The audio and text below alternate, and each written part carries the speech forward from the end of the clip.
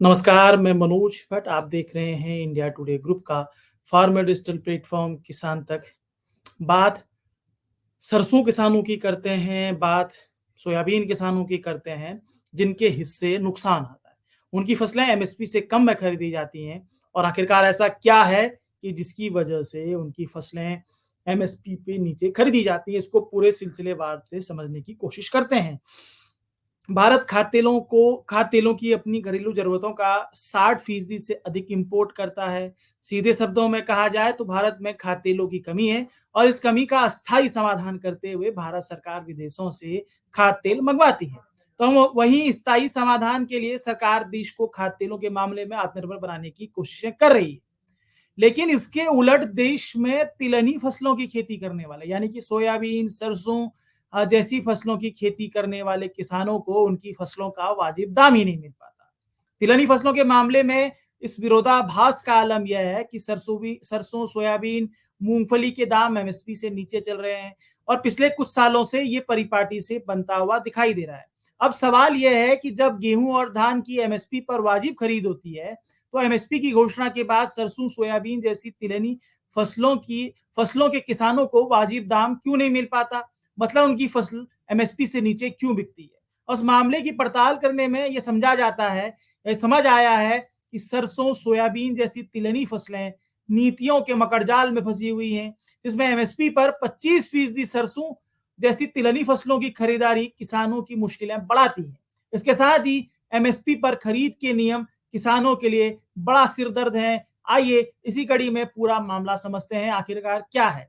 सबसे पहले बात करेंगे कि ये नियम कहाँ से आया। इसमें सरसों की सिर्फ 25% खरीद की लिमिट तय की गई है।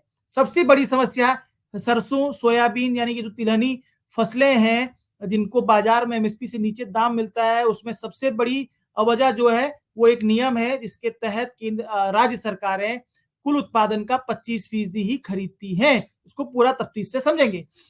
असल में केंद्र सरकार 23 फसलों की एमएसपी घोषित करती है, लेकिन गेहूं और धान की एमएसपी पर सबसे अधिक खरीद होती है, जबकि तिलहनी और दलहनी फसलें यानी कि सरसों, सोयाबीन, मूंगफली और दलहनी, बाकी तो मूंग, अरहर जैसी दलहनी फसलें हैं, वो बहुत कम एमएसपी पर खरीदी जाती है।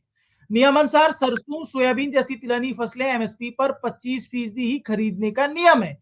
इस नियम की जानकारी देते हुए किसान महापंचायत के राष्ट्रीय अध्यक्ष रामपाल जाट से हमने बातचीत की, तो उन्होंने बताया कि 2014 में कांग्रेस शासित मनमोहन सरकार फसलों की खरीद के लिए प्राइस सपोर्ट स्कीम लेकर आई थी।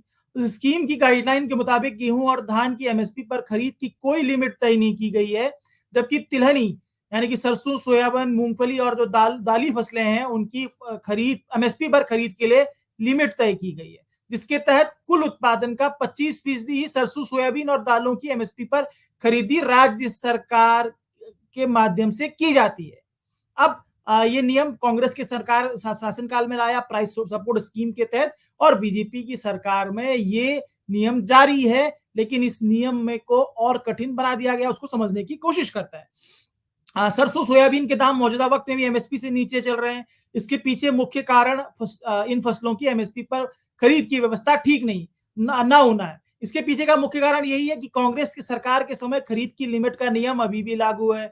अगर ये कहें कि बीजेपी सरकार में ये नियम और कठिन बन गया, तो इसमें कोई दो राय नहीं है। इस पूरे मामले पर हमने जब किसान महापंचायत के राष्ट्रीय अध्यक्ष रामपाल जाट से की, तो उन्होंने बताया कि प्राइस सपोर्ट स्कीम को बीजेपी सरकार ने भी जारी रखा। मसलन इस योजना को 2018 में पीएम अन्नदाता आय संरक्षण अभियान का नाम दिया गया, जिसे हम अंग्रेजी में पीएम आशा के नाम से जानते हैं। लेकिन बीजेपी सरकार में हुए एक बदलाव से यह नियम और कठिन बन गया। वो बताते हैं कि कांग्रेस के समय शुरू हुई प्राइस सपोर्ट स्कीम में तिलहनी और दलहनी फसलों की एमएसपी पर खरीद जो 25% खरीद का नियम था, उसे बढ़ाने का प्रावधान था, जिसमें यह अधिकार केंद्रीय कृषि मंत्री को दिया गया था। मसलन अगर केंद्रीय कृषि मंत्री चाहे तो वो सरसों, सोयाबीन और दालों की एमएसपी पर खरीद कुल उत्पादन का 40, 60 या इससे अधिक भी करवा सकते थे। लेकिन बीजेपी सरकार ने इस मंजूरी के लिए केंद्रीय कृषि, वित्त और वाणिज्य मंत्री की समिति बना दी। मसलन ये समिति ही अब खरीद की सीमा बढ़ाने का फैसला ले सकती है।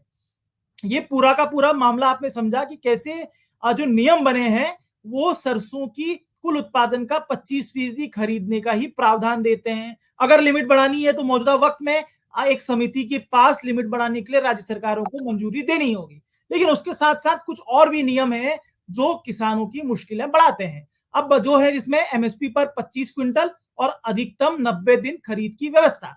अगर हम बात करें सरसों, सोयाबीन और दाल किसानों की मुश्किलों की, इसमें 25% खरीद का नियम बहुत बड़ी चुनौती है।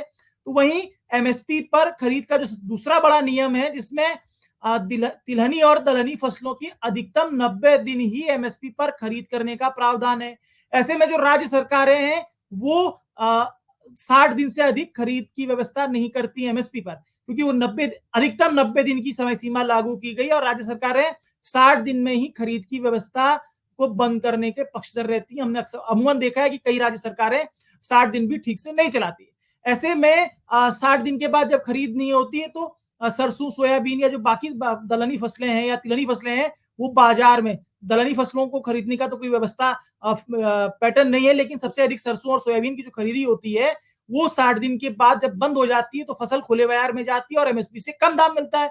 तो वहीं दूसरा एक नियम है कि एक किसान एक दिन में सिर्फ 25 क्विंटल ही फसल बेच सकता है, यानी कि एक किसान एक दिन में सिर्फ 25 क्विंटल सरसों और 25 क्विंटल सोयाबीन ही एमएसपी पर बेच सकता है, क्योंकि एक तरफ 25% का कुल उत्पादन का 25% खरीदने का प्रावधान है, तो दूसरी तरफ एक किसान से सिर्फ एक दिन में 25 क्विंटल ही फसल ली जाएगी। ऐसे में किसानों को बड़ा नुकसान होता है। अब इसको लेकर जो है कि नियम बदलने की मांग लगातार की जा रही। इसी को लेकर रामपाल जाट जी कहते हैं कि भारत को तिलहन और दलहन के मामले के क्षेत्र में आत्मनिर्भर बनाने के लिए इन नियमों में बदलाव बेहद आवश्यक है।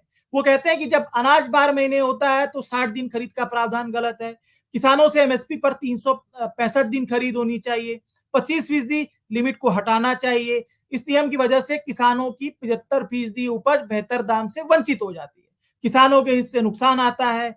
वहीं 25% खरीद यानी कि कुल उत्पादन का 25% खरीद की जो व्यवस्था है उसके लिए किसानों को रजिस्ट्रेशन करना होता है। रजिस्ट्रेशन की व्यवस्था में भी कई तरह के पेच हैं। ऐसे में किसान एमएसपी पर रजिस्ट्रेशन कराने के बावजूद भी फसल पर बेचने की प्रक्रिया में शामिल नहीं हो पाते हैं। और जो 25 क्विंटल एक दिन में खरीदने की व्यवस्था है वो भी किसानों की मुश्किलें बढ़ाता है, क्योंकि 25 क्विंटल किसान एक साथ एक ट्रैक्टर में ला नहीं सकते हैं। उनको ट्रैक्टर भरने के लिए या किराए पे जाकर ट्रैक्टर लेते हैं तो वो कैसे 25 क्विंटल लाएंगे, क्योंकि ट्रैक्टर ज्यादा लोड हो सकता है। ऐसे में किसानों की लागत बढ़ती है। तो बहुत हद तक ये बहुत जरूरी है कि जब खाद्य तेलों के मामले में भारत को आत्मनिर्भर बनाने की कोशिशें हो रही हो, भारत बड़ी अपनी घरेलू जरूरतों का बड़ा हिस्सा इंपोर्ट करता हो, तो भारतीय किसानों को प्रोत्साहित करने की आवश्यकता है और प्रोत्साहन करने के लिए इन नियमों में बदलाव की आवश्यकता दिखाई पड़ती है। ये हमारी छोटी सी कोशिश थी। आपको ये हमारी कोशिश कैसी लगी जरूर बताइएगा। अगर आपको हमारे कार्यक्रम पसंद आता है तो हमें शेयर, सब्सक्राइब, लाइक जरूर कीजिए। इसी के साथ इजाजत दीजिए। आप सबसे फिर मुलाकात। अगर ये वीडियो आपको पसंद आया है तो इसे लाइक जरूर करें। अगर चैनल अभी तक सब्सक्राइब नहीं किया है तो कर लें और नोटिफिकेशन पाने के लिए बेल आइकन भी दबा दें।